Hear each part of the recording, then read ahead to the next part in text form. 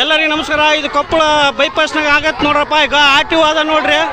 ಈ ಆರ್ಟಿಒ ಇವ್ರೆ ಕೈ ಮಾಡಕ್ ಬಂದ್ರು.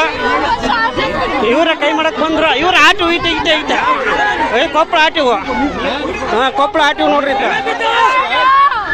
ಇಂತ ನೋಡ್ರಪ್ಪ. ಗಾಡಿ ಬದ ಅಪ್ಸೈಡ್ ಆಗೈತಿ.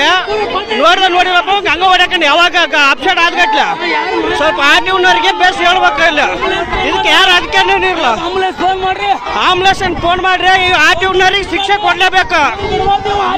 ಇವಕ್ಕೆ ಮಾತ್ರ ಆರ್ಟಿಒನವ್ರಿಗೆ ಮಾತ್ರ ಬಿಡಬಾರ್ದು.